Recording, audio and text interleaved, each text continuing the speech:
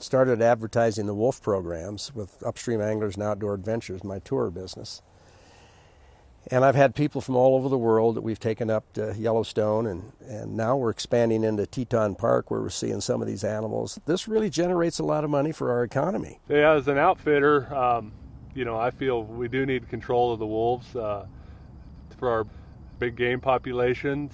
I also feel that you can't manage all your wildlife and leave one of them unmanaged. You have to manage everything. If we're as humans going to manage wildlife, we need to manage it all.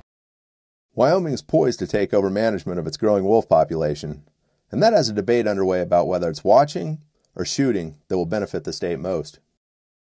People from all over the world, they've really developed an interest in the wolf.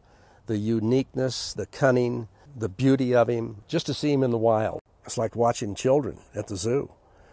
They get on that spotting scope or they get behind their camera because sometimes the animals are really close. And it's incredible just to see these people experience what they actually came to see and got to see it. And they want to come back and they want to tell their friends. Right now, today, maybe 150 wolves in Yellowstone Park and 3.3 million visitors in the park. And we've only got maybe 150 to 200,000 people that actually see a wolf. That's exciting. It's almost a spiritual event. I wish more people felt that way. I wish the outfitters could feel that way. I wish man in general, I wish the ranchers could feel that way. It brings back the being of wildness, nature at its best, because this animal has been missed for so long. He's necessary here. They need to be here. Everybody's scared. Everybody's afraid. And that's where the image comes from, the fairy tale. Little Red Riding Hood, 3 pigs. We've got Winnie the Pooh. We've got Yogi the Bear with smiles on their faces. But everybody fears the wolf. And this is not what we need to do. Just to open up a hunting season on this animal, it's one of God's creatures. And I don't care whether it's trophy or whether it's predator.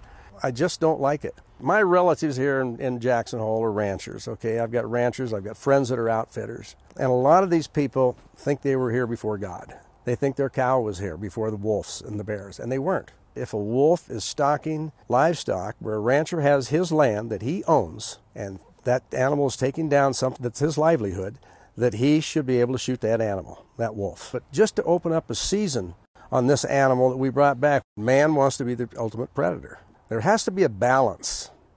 Our elk herds have declined. In places we've seen numbers drop below 50%.